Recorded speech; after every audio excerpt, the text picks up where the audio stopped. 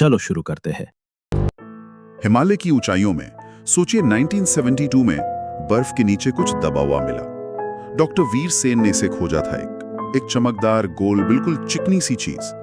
हमें जो जानकारी मिली है खासतौर पर द बुगास्फेयर एंड एलियन एनकाउंटर नाम के दस्तावेज से, वो इसे बुगास्फेयर कहती है। आज हम इन्हीं स्रोतों को खंगालेंगे, समझने की कोशिश करेंगे कि ये चीज क्या थी और इसके असर क्या हुए। वर्णनी देखिए, एकदम चिकनी, छूने पर ठंडी और उसमें एक अजीब सी अनदेखी चमक थी। लगता था मानो ये चीज इस दुनिया की है ही नहीं। एक जिक्र अंतरिक्ष की गूंज नाम के पॉडकास्ट का भी मिलता है, जो कहता है कि ये शायद कल का सच हो सकता है। डॉक्टर सेन को भी शुरू से ही शक था कि ये सिर्फ धातु का टुकड़ा नहीं है। उन्हें ऐसा लगा जैसे ये स्फेयर बिना किसी तार, बिना किसी सिग्नल के सीधे उनके दिमाग से बात कर रहा है। बिल्कुल जैसे कोई सिर्फ ख्यालों से, विचारों से कनेक्ट कर रहा हो। ये एहसास उनके लिए बिल्कुल नया था और शायद परेशान करने वाला भी। हाँ, और यहीं पर देखिए दस्तावेज एक बहुत ही अहम मोड़ लेते हैं। डॉक्टर सेन इसे सिर्फ एक निर्जीव चीज की तरह नहीं देख रहे थे। उन्हें एहसास होने लगा था कि ये एक जिंदा सिस्टम है, कोई ऐसी प्रणाली जो सीधे इंसान के दिमाग से संवाद कर सकती है। ये सिर्फ कोई बाहर की चीज नहीं, बल्कि कुछ ज्यादा एक्टिव थी, शायद सचेत भी। और फिर तो मामला जैसे और गंभीर होता गया।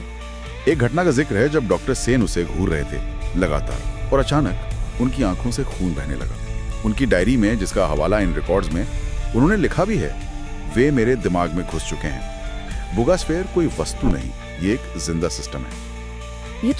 ये तो सिर्फ मानसिक नहीं, शारीरिक तौर पर खतरनाक हो रहा था। सीधे अपने दिमाग में सुनाई दिए, कोई आवाज नहीं, कोई रेडियो सिग्नल नहीं, ऐसा जैसे विचार सीधे उनके जहन में डाले जा रहे हों। एक अनुवादित संदेश का जिक्र है, पृथ्वी पर पहला संकेत मिल चुका है, ह्यूमन कॉन्टैक्ट एस्टैब्लिश्ड, बुगास्फेयर एक्टिव है, ऑब्जर्वेशन इनिशिएट करो।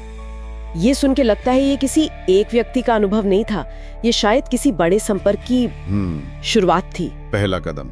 इस सीधे संपर्क के बाद क्या डॉक्टर सेन ठीक रहे? मतलब उनका खुद पर काबू रहा?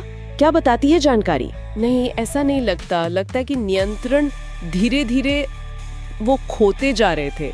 एक रात का वाकया दर्ज है जब स्फेयर अपने आप हवा में उठ गया, तैरने लगा, कमरे की बत्तियां बुझ गईं।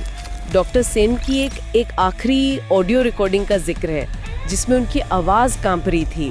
वो चेतावनी दे रहे थे, अगर कोई ये सुन रहा है तो बुगास्फेयर को छूना मत, ये कोई डिवाइस नहीं, ये एक एलियन की है, मैं कंट्रोल खोता जा रहा हूँ। बाप रे, ये तो वाकई डरावना है, एक वैज्ञानिक अपनी ही खोज के वश में आ जाए। हाँ, और अगर हम इन अलग अलग टुकड़ों को जोड़कर देखें तो जो जानकारी उपलब्ध है वो एक बड़ी तस्वीर की तरफ इशारा करती है। एक और संदेश का जिक्र मिलता है जिसका अनुवाद कुछ ऐसा है, emotional resonance positive, human response as expected, phase 1 complete, prepare for global synchronisation.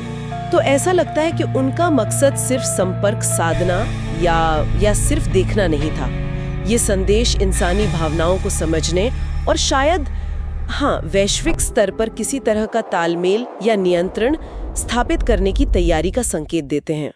कुछ दस्तावेज तो इसे एक तरह की परीक्षा भी बताते हैं। मतलब ये सिर्फ डॉक्टर सेन तक ही सीमित नहीं रहने वाला था। इन दस्तावेजों के मुताबिक अगला निशाना कौन हो सकता था?